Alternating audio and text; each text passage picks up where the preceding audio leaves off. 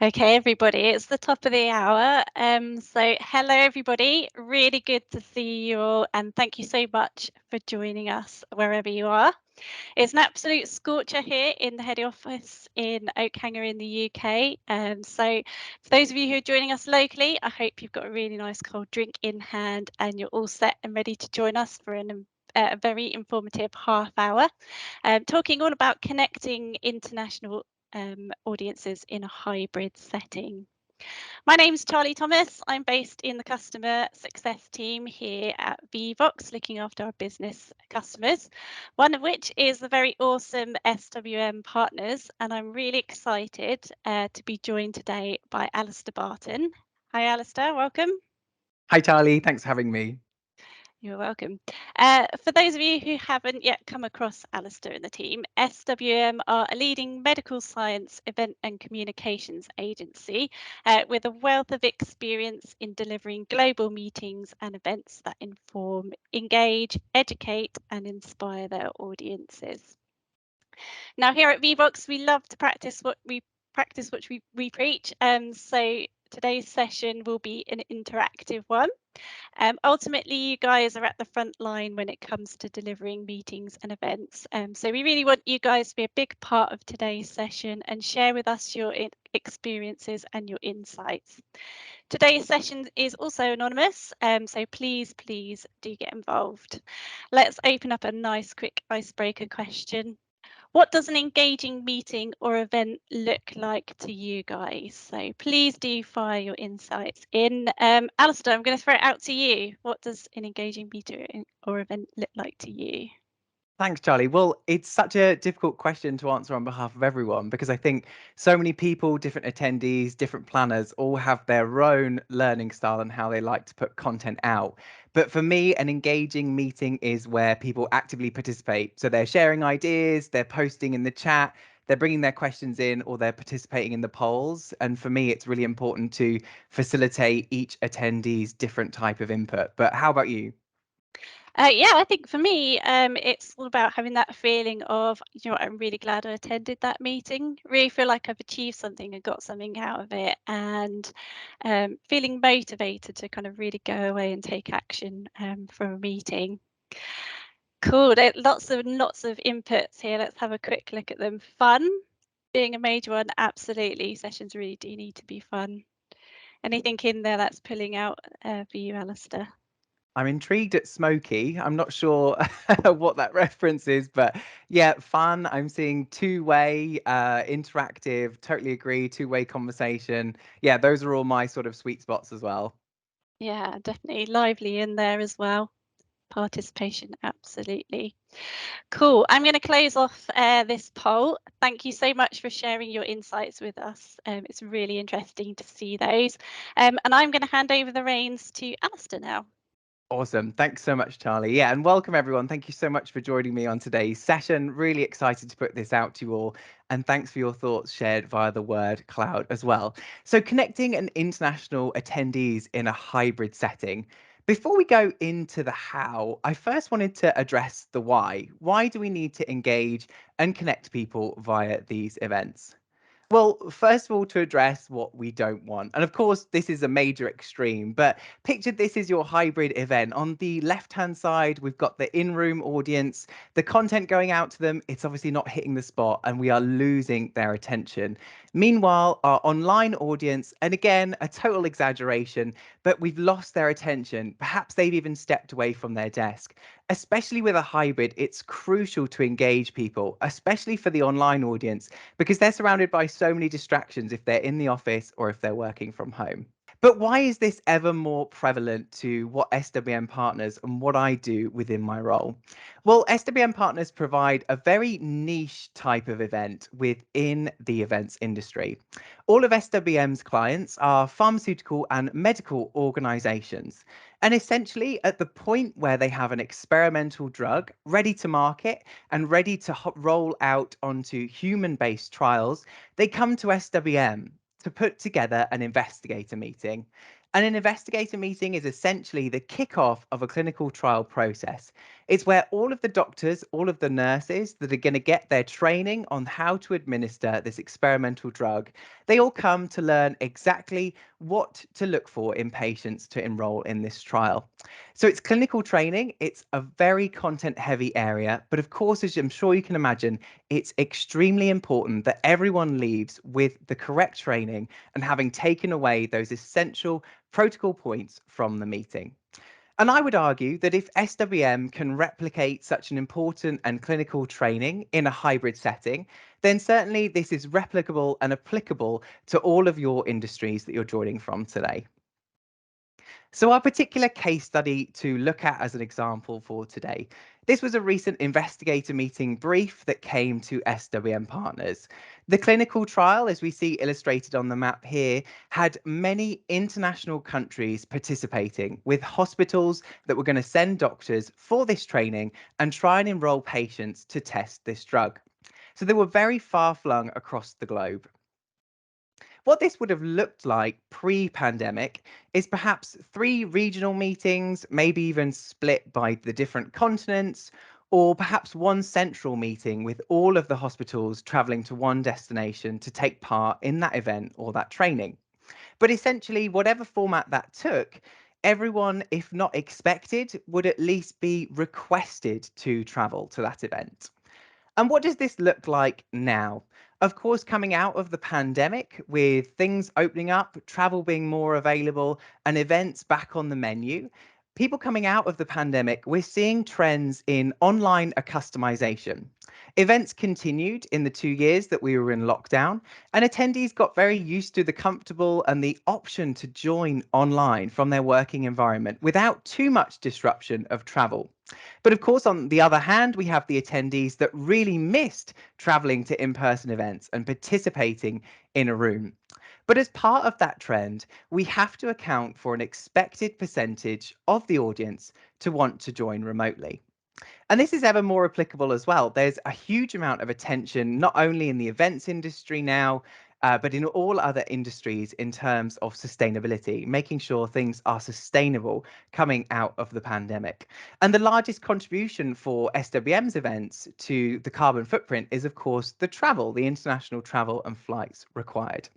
And this isn't just trends that SWM are noticing in our portfolio. You see the statistic here, 71% of large organizations, they have hybrid events included in their upcoming portfolio. So before we go into the why, sorry, before we move from the why into the how, I would like to check everyone on the call today's stance on hybrid events. So option 1, you can vote for you're here to find out to see if hybrid suits your portfolio. Or option 2, on the Vevox app, you're here to learn more because it's already planned in your portfolio. I'll give you a couple of seconds to submit those votes. Here we go. Okay, so we're seeing a reflection in that statistic already with the representation we have here. So some people, 23%, are here to find out if it suits. 76% already have it planned. So I'm guessing you're looking for some actionable steps. So I hope to be able to share those with you. Moving into the how, the execution then. Well, something that's very key to SWM's approach in planning hybrid events is something we call being anti-afterthought. Unfortunately, too many planners or organisers consider adding an online attendance option as an afterthought. So perhaps they've already launched invitations to the in-person event, but a key speaker or a key attendee says, I actually can't dedicate, 1 day, 2 days to travel to that event. Is there an online option? And thus that triggers a reaction of adding an online option to the meeting. Perhaps that hasn't been considered in the event design from the very beginning. And already that online attendance is seeing a weight against them in terms of bias to the audience in the room, as that is originally how the event was sought out. What I would recommend is considering including online attendance as an option from the very beginning. So joining options from the very start, have an option to vote for in-person or online attendance, and let them book the requirements that they need from that registration process.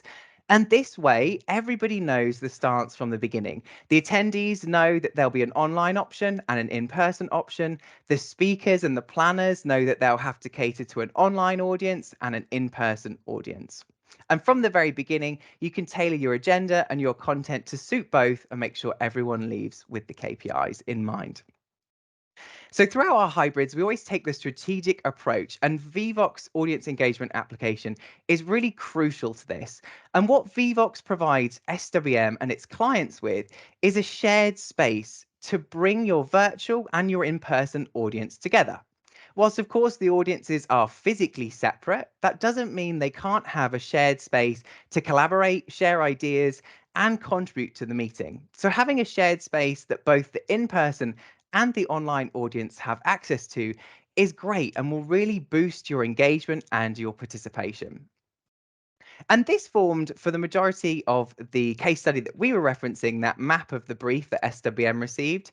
Vevox served as the central Q&A point, much like we're using today, but our in-person and online audience could submit ideas, thoughts, and questions to all of their speakers via the app and really tailor the content to exactly what they wanted to get out of the meeting. And doctors, they all love learning off of each other, as I'm sure your event attendees do as well. So they really enjoyed seeing other doctors participate, contribute, and they could vote and thumbs up for the questions they really wanted addressed.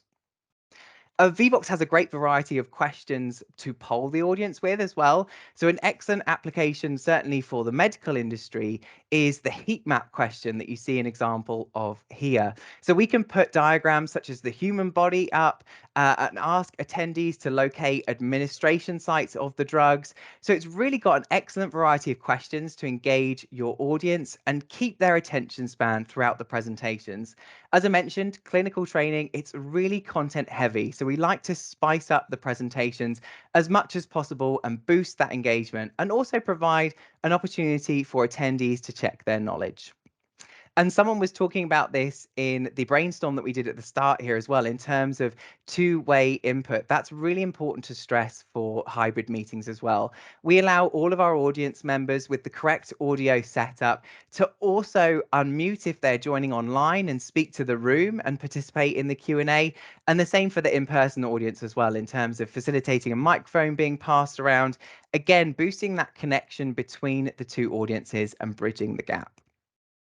And one of the final applications we used for the Vevox, again, building on that knowledge check environment and that clinical building. So we have a lot of, there's something called the protocol training at investigator meetings, which is essentially the do's and don'ts of enrolling the patients. And it's very content and word heavy. But at the end of that section, we work with our speakers to do some case studies, just simple yes or no polls. And we bring up real case examples of patients and their circumstances. And we poll the audience a yes or a no as to if they would allow that patient to enroll within the study. And it's a great engagement. It's a great knowledge check for the attendees, but it also gives our speakers in the room a gauge of how well their content is being taken on board by both audiences. If it's a unanimous, everybody getting it correct, that's perfect and we can move on. Or if there's a bit of debate about which is the correct answer, we can call back to the content and make sure everyone leaves with the correct understanding of that particular point. We talked about event design earlier and including both online and in-person audiences in that. And I've got 3 tips to take forward and considerations for your event design when using an online and an in-person setting for an event. The first thing to consider is timings. What's acceptable in terms of a length or a duration of an event in person may not necessarily be acceptable for the online audience, and you need to find the sweet spot between the two. You can also work to allocate custom times with your agenda. Sometimes we have the online audience dial in for the key sessions that are happening in person, and then we release the recordings of the other sessions to them at a later time. We also need to consider time zones. Have a look at all the time zones of the people that are joining the meeting and make sure it's not in the middle of the night their time, and work to find, again, a sweet spot between all of those. Whilst we're talking about bringing the audiences together through shared spaces, we of course have to acknowledge that the audiences are separate, and both online and in-person audiences have their pros and cons. So you can work with your event design to favour the strength of each. For example, workshops, that's always going to be better with an in-room, in-person audience round a table. But for example, you could take the in-person audience and do a workshop with them, whilst the online audience use a whiteboarding app or a share ideas ideas session in the Vevox app. Taking them separately within the agenda is totally fine, as long as you bring them back together and do a lessons learned shared session afterwards. And visual content works excellently across both of the types of joining options, so in online and in person. Of course, video slides, the standard content for events. Another recommendation for the event design would be boosting that empathy. And this is all through camera angles. So encourage your online audience to show their camera, to switch their camera on, and you can lead by example doing that. And also it's recommended to have a camera angle of the main room in person. And then the online audience can recognize their peers, they can see what the crowd looks like, and they feel a part of it. That will boost the engagement naturally through giving both audiences the empathy. Overall, everything was a great success with the previous MAP case study that we showed. The client was really happy, and this gave their clinical trial the best possible start, as they had representation from all sites, either all hospital sites, either physically or virtually. And it wasn't just the main client that was pleased. We had excellent feedback from all of the audience members. High percentages here for online and in-person audiences, all with comments about the execution, the positive execution and the engagement as well. Before we move into the Q&A, I'd like to leave you with 3 key takeaways, and these are the triple I's for a successful hybrid event. The first would be inclusivity. Make sure your online and in-person audience feel included throughout the agenda and the event design, and include the online audience from the very beginning. Don't be reactive. The second would be individualization. Whilst we talk about bringing these audiences together, and that is key, of course, each different mode of joining has its key strengths, and you can individualize the agenda and the event design as you see fit, playing to those strengths. And the third would be interactivity. Of course, if you've got if you've got very heavy content to share via PowerPoint, via video, it's always a good idea to include polling questions and boost that engagement and allow the attendees to test their knowledge too. Hope you've enjoyed this session. Before we move into the Q&A, if you'd like to connect with me on LinkedIn, you can scan my QR code on the left-hand side of that screen. You can also follow SWM Partners for further tips, more company updates as well on the right-hand side for the QR code. And I'll hand over to Charlie to talk about their socials. Yeah, no, thank you very much for that, Alistair. It was really interesting, some really useful tips for our Vevox customers in there. I think the thing that really resonated with me in the event design was the empathy front. So something that really resonates with our customers is making everybody kind of feel a part of the, the event, and everybody to kind of feel included and not disconnected. So yeah, some really good tips in there. Thank you for sharing those with us. No worries, 100%. Yeah, empathy is definitely key. Definitely. Cool. Well, if you guys really enjoyed today's content, just let you know that it's been recorded and we will upload it very soon to YouTube. If you haven't already done so, please subscribe to the Vevox YouTube channel and to access all of our videos and webinar recordings. Lots of really awesome content up there for you guys. Lots of ideas for you to take away to your own meetings and events. Don't forget to hit the little bell icon to receive notifications when we upload something new, and also do follow us on LinkedIn to stay up to date on everything Vevox, including blogs, latest news, updates and more. So lots of likes for this one. So do you find with offering online from the start of registration that on-site attendance isn't attractive, and what are you doing to encourage on-site attendance? Really good question. I completely see the angle. Certainly, we're finding that as events open up, people are craving that back to face and in-person content. It does usually work out a level split. It's something that's really key to balance in terms of making sure that all of the communication of the event and all of the invitations is outlining exactly the aim of the event and the purpose. And then I think attendees can weigh up their own decision of if they think that would be beneficial for them to join in person or whether they think it would be beneficial to join online. At the moment, we are seeing sort of 50-50 split. It's a very personal thing as to if you travel in person or if you do attend online. Another strategy we've tried as well is sort of almost a prioritization. So, again, working with the purpose of the event or of the meeting and seeing what would be beneficial for the stakeholders, what type of attendee would be beneficial to have in the room. For example, we've got doctors and nurses that both come to the meeting. Sometimes it might be that the nurse training is more applicable and more practical, so it would be better for them to be in the room and get hands on, or vice versa for the doctors to meet the key sort of scientists for the agenda. So, a couple of ways. Hopefully, that gives you a bit of inspiration about dissecting that if you need to. Cool. It's interesting to hear that it's still kind of 50-50 split between what people decide. So interesting to hear that. I'm just going to go full screen. Cool. So how do you ensure that both virtual and in-person attendees get involved equally? Definitely encouragement, for sure. We always find that there's the one person that perhaps once one person unmutes on the online element, then everyone else feels comfortable to chime in, and it's almost like it needs the ice breaking. So we work with the scientists and the doctors that join, anyone that's sort of friendly to the study or a key opinion leader. We just say, hey, you're joining online. Why don't you unmute and try and start a conversation about this with our speakers in the room, and then others will follow. They like to follow their peers, this type of attendee. They're very influenced by each other. And in person for sure as well, just giving everyone the different option. On the vice versa, someone might feel uncomfortable taking a microphone. So making sure you've got a way to type questions and submit questions through Vevox, for example, and just tailoring everything to audience and attendee preferences and what they feel comfortable with. Cool. Yeah, some good tips in there.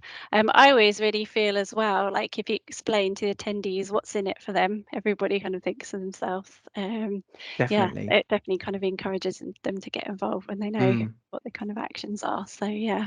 And invite collaboration from the beginning as well. Sometimes we advertise the Vevox app from the very start and people already put questions in there, or we might put what's your aim for attending this event in the registration, and it forms a really kind of custom content, and people show up based on the fact that they have helped input and shape what the event will cover. Yeah, definitely. Cool. So using Vevox might add extra complexity to a training or teaching session. There might be a digital capability barriers and create cognitive load issues for neurodiverse participants and issues task switching. This might exclude some people from engaging with activities and back channels. Do you have any tips to support inclusivity here? Totally understand, and this is a valid point for sure.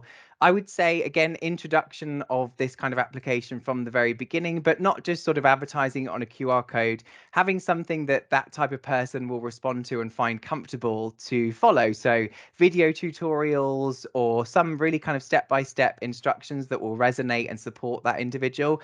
And definitely at the event, I know the Vevox team work on setting up some examples and doing like almost the first question as an icebreaker, but really it's a test question to get everybody into the app, using it and comfortable.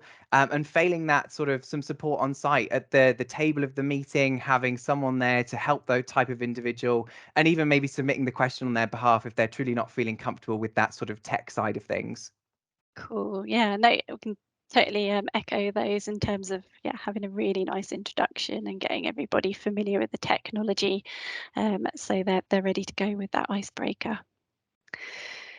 Cool. You mentioned attention on sustainability. How do you balance this with also encouraging in-person attendance travel? Interesting. Building on this sort of came up before, but I didn't necessarily mention sustainability. But I think it is, if the client has an attention to sustainability as well, it's about prioritizing who we want in the room and almost adding a cap to that if necessary to make sure that you do have an online portion of attendees so that you're balancing that sustainability, but also getting them the content as well. Cool. Great answer there. Do you ever run into issues with compliance regarding off-label uses or sidebar conversations that can misinform investigators, influence training points, or just generally distract from the presentation at hand? So regarding off-label uses and sidebar conversations. So I'm guessing this is if there's some content submitted either in the Vevox app or the registration that is taking the conversation away from the actual official training. That's the way I interpret that. Please let us know if I've misunderstood. But for implementing something like Vevox, we use the moderation tool for exactly that reason. So no question will go up on screen without that being verified by someone on the scientific team from our side and someone on the client team as well, saying that is definitely something that we want to discuss and we want to open up the conversation for. So that's definitely a great way to sort of sort through the questions and keep to your narrative is what I would say. Yeah, I'd also echo at the start of your session when you're doing that introduction, just kind of lay out the ground rules for how the Q&A board works. So just kind of introduce what it's there for, and then just advise them to kind of take other stuff offline with presenters or whoever. So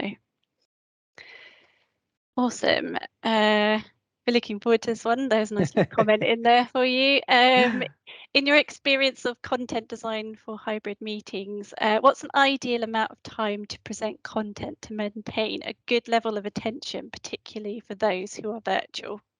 Another excellent question. And if you go to different sources, different people have different opinions, right? I think there was a study conducted by TED that the attention span of a human being lasts something like 17 minutes. So you've really got to make your content short and snappy and get to the point. I think in this fast-paced world, in this busy world, everyone is appreciating easily digestible content. So we've got to balance that, but along with getting this detailed content out to them about the clinical training. So we are circa no shorter than an hour and a half, no longer than 3 hours for online attendees, but both of those options include some follow-up of some on-demand training. So recordings either of the in-room event, if there's further content that was done there, or having one-to-one recordings later down the line shared as part of the overall training strategy. So it's all about customization, covering your core content live, and then letting people catch up to the other content in their own time, the more sort of practical vendor presentations, for an example.